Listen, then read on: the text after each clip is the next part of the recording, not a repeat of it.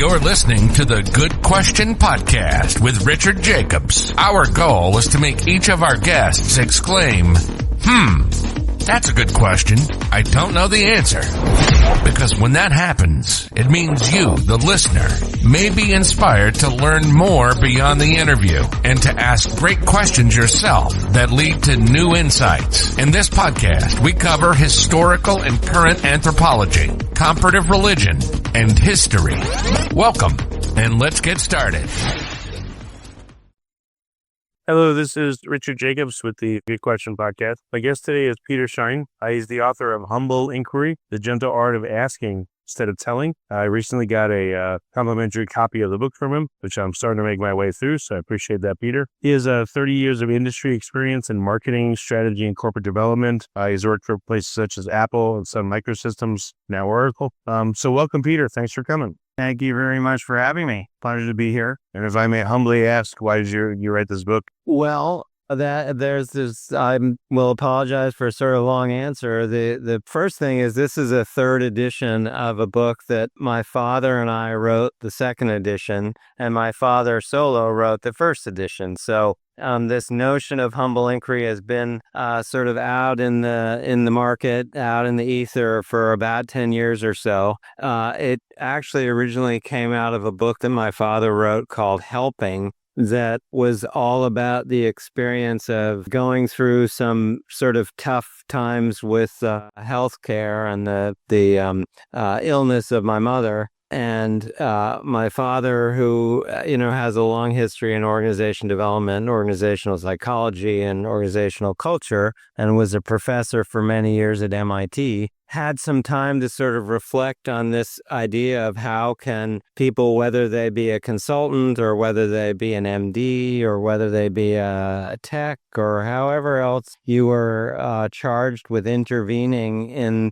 the well-being of another person, how can we be more effective at actually helping that other person? And one of the chapters in my father's book, Helping, was called Humble Inquiry. And that spawned the two previous editions and now this edition. My father passed away a couple of years ago. He was almost 95. We had a great, long, productive life, and we wrote a bunch of books together. And, well, this one is written by me. It's very much his voice and my voice. And I tried to sort of add a few different angles and modernize what we're talking about, but the general principle is the same about what humble inquiry really is. We refer to it as an art and an attitude. It's an art because humble inquiry means you are being adaptive and curious and creative in the way you ask people what's going on, rather than asking leading questions or asking confrontive questions or diagnostic questions. You're really trying to get at what's going on with the other person. It's sort of, think of it as great artists are often trying to see beyond what's actually visible. They're trying to communicate something in it with greater depth than, the spoken word explicitly or the image that people see. So humble inquiry is about asking questions in a way, open-ended questions, curious questions, genuinely trying to draw another person out in order to arrive at a greater sort of collective understanding of what's going on. And then we also It sounds like asking without judgment, inquiry instead of interrogation. Absolutely. And in fact, one of the things that we go through in the book is we compare humble inquiry to other kinds of inquiry. And those other kinds of inquiry being diagnostic inquiry or confrontive inquiry or even process inquiry, where you're not as much focused on the content of what you're discussing, but you're focused on, are we being effective communicating with each other, for regardless of what we're talking about. So, but the attitude about humble inquiry is also that you're embracing the idea that you benefit by having a closer, more open, and more trusting relationship with that person that you're inquiring of or inquiring with. You're sort of saying, I'm going to move beyond a transactional relationship with this person and try to reach a kind of a deeper substrate of openness and trust, because the next time we have something to talk about, when you're inquiring of me or I'm inquiring of you, will have established a deeper level of openness and trust with which to communicate fully. And humble inquiry, in our view, is one of those ways of deepening that relationship, giving yourselves a richer substrate with which to really share information. A lot of times a question can be answered with a yes/no answer. Well, how helpful is that? This is not a deposition. This is not an interrogation. This is what's going on. How can we help each other? And so asking open-ended questions, asking questions that draw people closer together is all what the humble inquiry attitude is all about. So where did you first start using it? When did your dad first start using it? Like when he first told you about it, what examples did he give? Well, let me start with a couple of the backstories just to sort of set some context. One of the things that triggered my father to write this book initially was he had moved out to California, and this story's it's in the book, but I'll tell it to you again, is that he was at the senior living place that he was living. He was in an area in the back that's with a bunch of trees, and he was noticing some mushrooms. And another senior in the facility pointed to the mushrooms and said, those are poisonous and they'll kill you. And it was a tell. The fact of the matter is that my father had a lot of experience with mushrooms. He had grown up picking mushrooms and eating mushrooms, knew what was poisonous, knew what was dangerous, knew what wasn't poisonous, knew what was good eating, what was not as good eating, and he knows mushroom. And this woman just sort of dove in with a tell that he just sort of thought, that turns me off. She didn't have any curiosity about what I knew. She just went in and maybe she felt compelled to warn me that I not, pick and eat these mushrooms. But as the way my father recounted it, as he said, it turned him cold. And so instead, the corollary would be somebody might ask with a little bit more curiosity, what are you looking at? And then Ed would respond, well, I'm curious what mushrooms these are, and test each other a little bit to see what each other knows. Be a little bit curious about what the other person knows, rather than just sort of leading with that tell of what you know. And the thing that really struck me about this is that we do live in this era of, it's expertise that's now becoming AI. Unfortunately, I think we're going to have to grapple with this issue even more as we grapple with AI. But the point being that, and particularly for me, having spent most of my career in Silicon Valley, the idea that your value is so much associated with what you know and what you can tell other people about what you know. And the problem is that those kinds of interactions often end up in dead end or log jams or impasses. And so if instead you sort of turn it around and say, I'm going to go into a conversation more curious about what you know and what you can inform me of, than just going in and trying to express my value and sort of confirm my self-worth by telling you everything that I know. We're entering an era where the value of that sort of expertise, which now, of course, with these large learning models are so good at assimilating so much expertise, that your value as an expert, I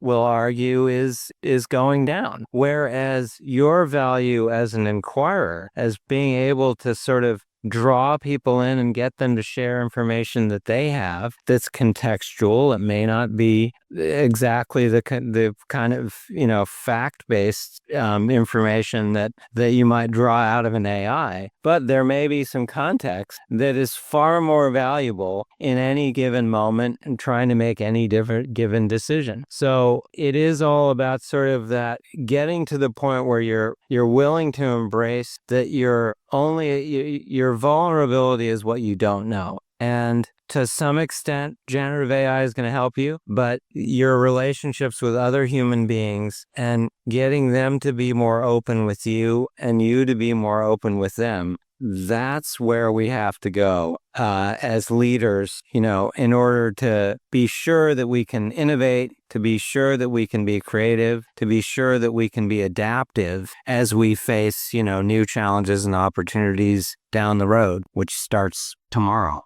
Okay. So I don't know, how would people react to your dad when he would use his humble inquiry type way? Having grown up with that, what did you see? Well, first of all, that I guess I should note that the term humble inquiry that came out of that book I mentioned, Helping, that really resonated with our publisher. And so it was their encouragement to say, wow, that term humble inquiry really, hits a note. It really kind of rings a bell for people. But what is interesting about your question is that if I'm hearing you right, this was the dinner table for me. This is sort of a set of ideas that I grew up with. And I guess that's right because, my father was sort of, grew up in the sort of the dawn of organization development. His mentor at MIT was a gentleman named Douglas McGregor, who wrote a very important early book called The Human Side of Enterprise. So my father was always kind of on that human side of enterprise, on that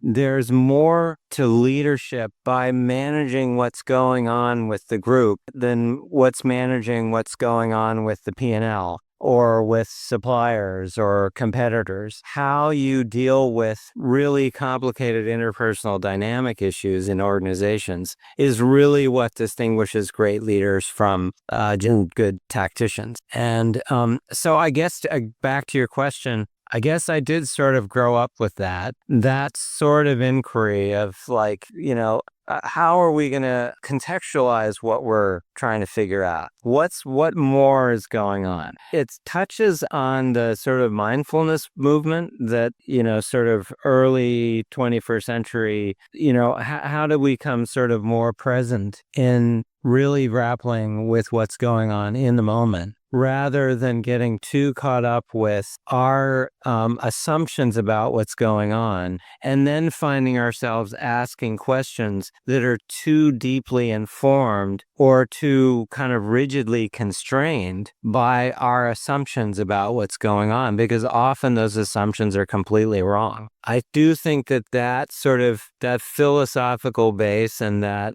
inquisitive nature of a social scientist who learned how to make his work relevant to the business world. I guess as you're pointing out, I did learn a bunch of those lessons early on. And I suppose it informed my leadership style in Silicon Valley as well. So, what's any examples jump out in your mind? Conversations that could have gone one way, but you were able to steer them in a better direction? Yeah, there's an example that I give in one of our books about when. And how we often learn more from our mistakes than our successes. This was a case where I was a leader of a team, and I had a peer who was leading a team as well. So these were two teams that were joined at the hip on a shared project. But we were bicameral. We had two leaders, and we would come to a log jam and a tough decision that we had to make. And having sort of grown up with Silicon Valley decisiveness, I believed that I needed to demonstrate my leadership by saying, okay, here's what we're going to do. It was crisp, it was definitive, and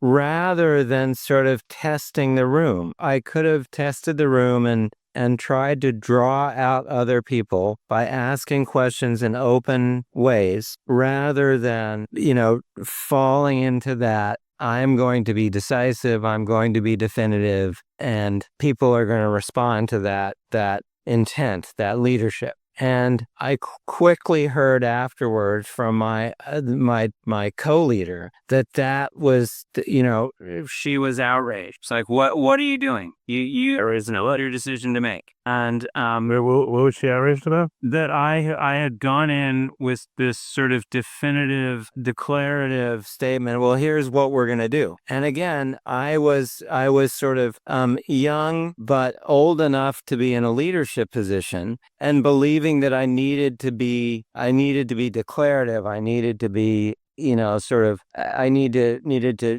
demonstrate my leadership by making a decision. Decisiveness is everything. And what I realized was that no, consensus at that point was going to be more important than whatever I had decided. And the way to build that consensus was going to be through testing, through asking open-ended questions, from finding out from people if that kind of approach would sit well. Because I would have found out that the approach that I was suggesting would not have sat well with other people. And had I, sort of not responded to her feedback later, had I just said, well, that's what we're going to do, get over it, she would have undermined me. And the last thing that you want is to feel like you're, leading definitively, to then quickly realize that at the first chance they're going to get, other people that you work with are going to try to undermine your decision. So making better decisions, making better statements with other people, or drawing out better statements from other people helps you. What should you have said in that case? Here's what I'd like to do, but I'd like your input. Like, what should happen? I think that's right. Or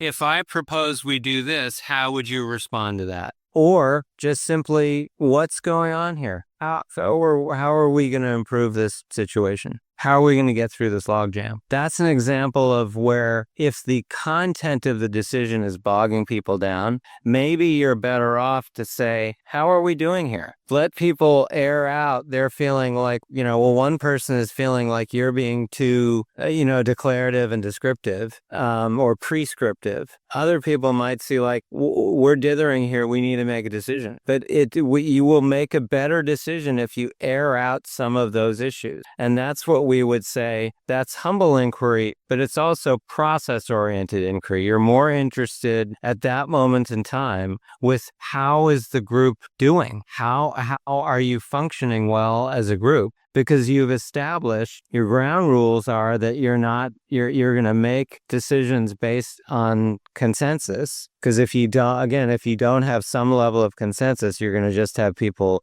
with subterfuge and undermining. And so it's so easy for us to fall into the tell, right? I'm feeling like we're at an impasse, so I'm going to establish my leadership chops and I'm going to tell people what we're going to do. Yes, that can work, but the odds of it creating resistance within the group are also very high. So before you do that, you better know what the points of resistance are. And the way you find out what other people are feeling, how they might resist what you're proposing, is by drawing people out, asking them how they're feeling. And not in diagnostic questions. Diagnostic questions would be, if I did this, what would you do? No, that may be helpful information, but you'd be more effective in drawing people out by saying, how do you feel about this? What do you see going on? Ways of asking people that you're not confronting them,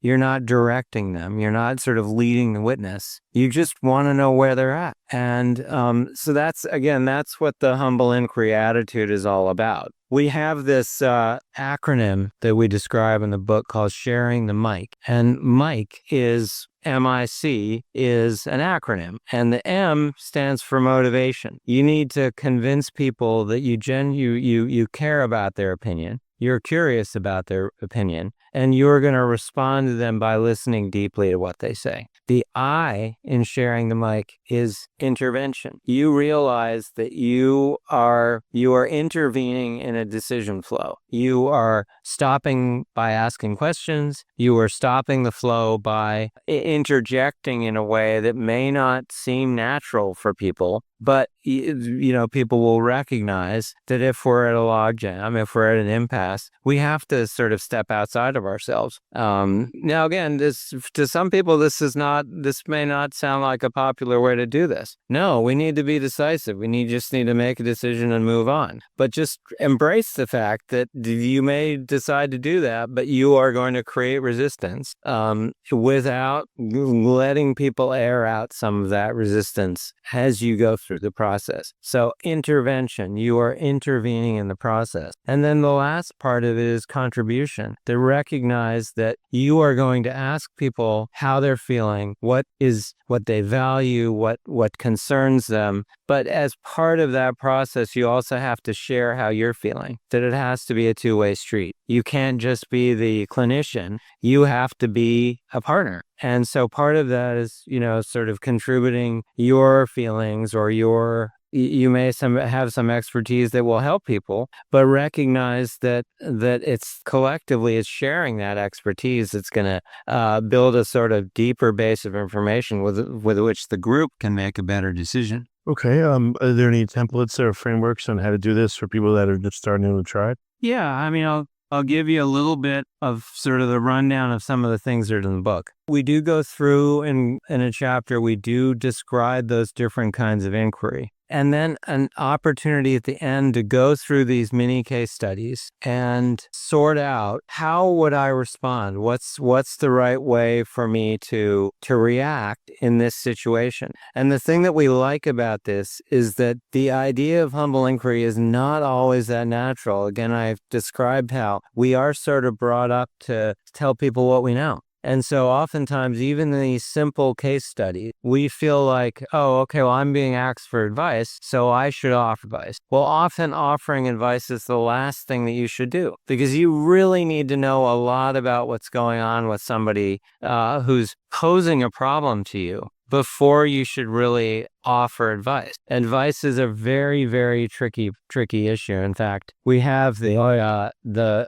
author of a very important book called The Advice Trap, Michael Bungay Stanier, wrote the foreword to this book because he's been influenced by Ed in this book over the years. And I think he would agree with us that advice is a very, very tricky thing. And you need to really, really know what's going on by asking humble inquiry questions before you should necessarily offer what you think the answer is. Humble inquiry is about getting people to, with your help and with your sharing, getting people to get to answers on their own, so they self-advise. Well, you mean like Socratic questioning, or what do you mean? And I'm not sure I know exactly what you mean by Socratic questioning, but as I've described, asking open-ended questions, asking questions that will get them to tell you more about just what the presenting issue is. Because it's very easy for people to say, geez, I'm really concerned about this. But if I ask a question in a way that's very self and constrained and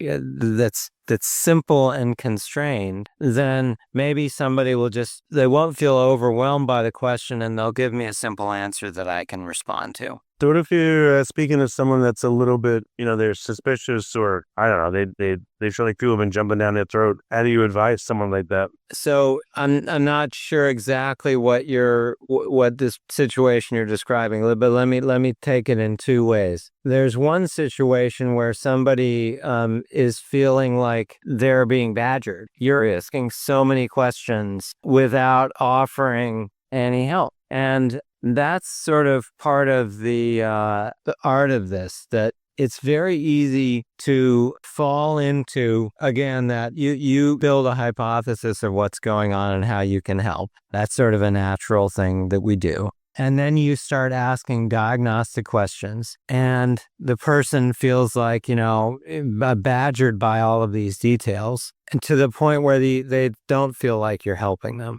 And so, it's that sort of that interrogation where you're asking questions that really you're sort of betraying the fact that you're trying to tell them what you know. Is that what you're describing? Is that the situation you're describing? So it's sort of recognizing that subtle difference between questions that feel like they're your questions, building on your hypothesis and your agenda, rather than questions that help them let you better understand what's really going on or what's really bothering them. It's very common for people, again, to draw a box around that question so that they're not betraying their vulnerability. They're not betraying their underlying concern. They're asking a safe question. Then hopefully they'll get a safe answer that they can build on. But oftentimes that's just not helping them. And the sort of the classic example there is somebody poses a very specific question and you give a very specific response, and the person says, "Yeah, I tried that yesterday. It didn't help. It didn't work." Well, that's because you were asking diagnostic questions based on what was in your head, rather than finding out what's really concerning them.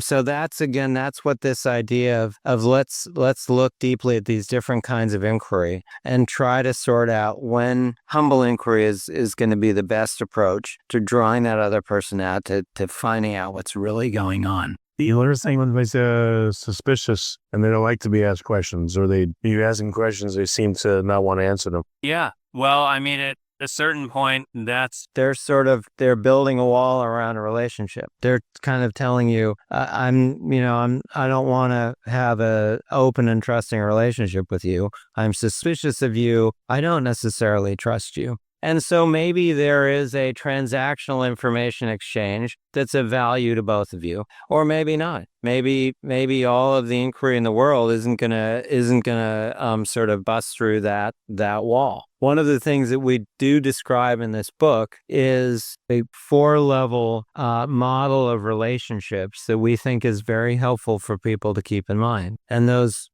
4 levels are from what we call a -1 relationship, a -1 relationship, which is exploitative and based around sort of domination, right? There's a hierarchy, and there's a pecking order, there's seniority, and the senior people have the entitlement to dominate the more junior people. So that's a -1 relationship as we describe it. There's a level 1 relationship. And by the way, we have level -1 and level 1 because there's no level 0, because we're talking about a relationship. And if it's 0, there's no relationship. We are talking about, defined relationships between people in this model. And so level 1 relationship is a transactional relationship where you are sort of recognizing that you agree to share information with each other, but it's bounded. You're not necessarily saying this is an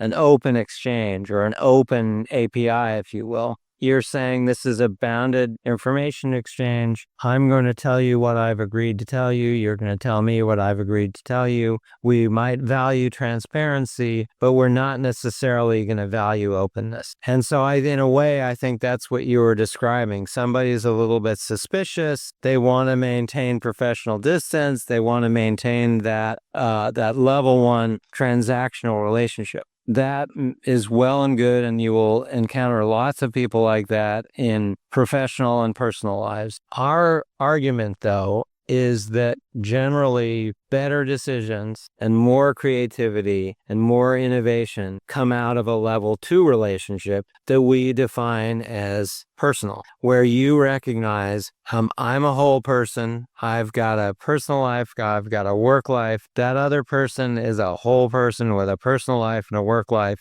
We are going to draw closer. We're not going to cross the line. We're not going to cross the net. We recognize each other's, personal space, but we are going to be more open with each other about what's really going on. Because the next time we're facing an opportunity or challenge, that openness is going to benefit us. We're going to be more effective at communicating because we established a level, that substrate of openness and trust that makes it easier for us to share information. And then the top level is level 3, which is some level of intimacy. And generally, intimacy and sort of romantic intimacy isn't appropriate at work. But there are many cases where people spend so much time together on a project or in a particular part of an organization, that they can finish each other's sentences. They've just developed a deep level of rapport that's a little bit more than just a personal relationship. It is it's truly a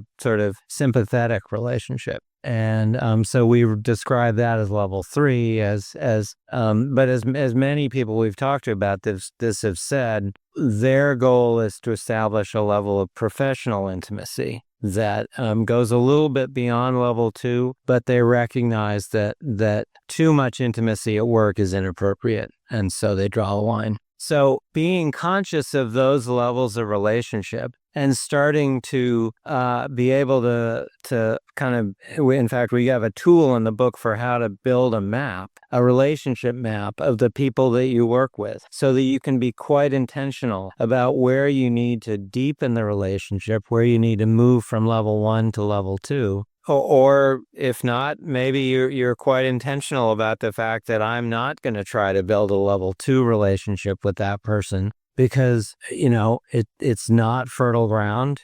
They're suspicious of me. They want to maintain that professional distance. I am not going to try to push that rock up the hill. But at least now I'm accepting it, and I can work within that rather than being confounded that it bothers me that I can't be intentional with people that I feel like I need to get stuff done with. And so the idea of relationship mapping is that you visualize this, that you're have an ability to sort of work through challenges and opportunities with that mental map, with that relationship map in your head. Other things that are in the book, we go into a little bit of the history of some of the social psychology of people in groups. So we talk about some of the different models about how our brain does things that aren't necessarily helpful to us sometimes in these kind of situations. Confirmation bias, things like that.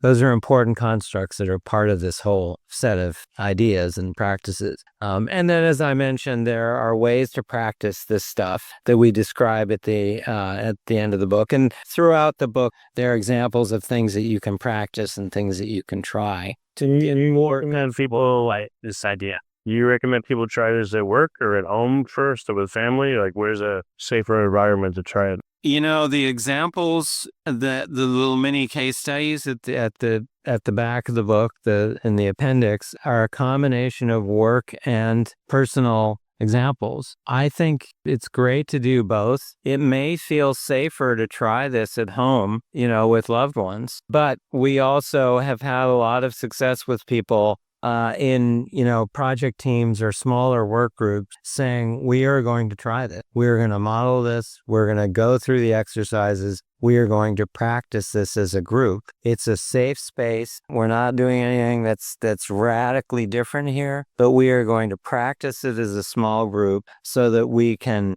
broaden the skill set with other people. And in some cases, we've had clients that have sort of established an ambassador program where they will take some of these ideas, and a subset group, a smaller group, will really learn them deeply, and then we'll try to sort of roll them out with their respective work teams, or have a group that will go around literally training other affiliated groups or smaller work teams in the practice of humble inquiry. And because it's something that has to be learned. It's not automatic. Right. I mean, I don't know, how has it changed your relationships with people as you've implemented it? Well, I mean, I think it's my experience generally is that people respond well to openness and to communicating a certain amount of vulnerability that gives people a sense that you're real, you're authentic, you're not bullshitting. And so, again, there are some people in your networks and in your sort of spheres of interaction who might think it's bunk and try to take advantage of you. But I just, I believe deep down that people respond well when you sort of bring a little bit of humility and you bring some curiosity to those relationships. And so I guess it's like a learner versus a judger response to it. Yeah, it sounds like a learner versus like a judger mindset. Absolutely. Very, very, very similar concept. I don't think leaders ever fail or are criticized or are punished for curiosity. And humble inquiry is a way of expressing curiosity. Yeah. Okay. Well, very good. So the third edition is now out on Amazon and everywhere else? It's now out, available as a paperback and as a Kindle or as an audiobook, all of those ways. In fact, I will say that in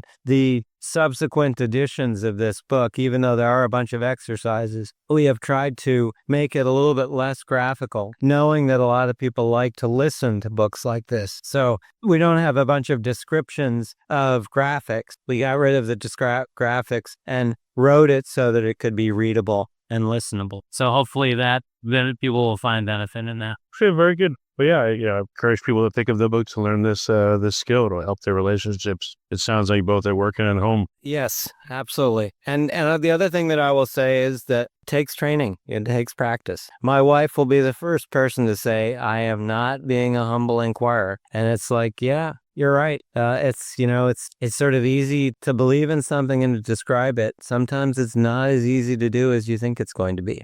We have I mentioned confirmation bias. We have our brains are very much wired to sort of believe what they believe and know what they know, and to accept you're vulnerable to what you don't know and try to embrace that and build on it by asking questions that you really don't know the answer to. It's powerful and it's disarming. I think generally people respond very well to that. So I encourage people to try it. Yeah. Okay. Well, very good. Well, Peter, thank you so much for writing it and carrying on your dad's legacy and for continuing.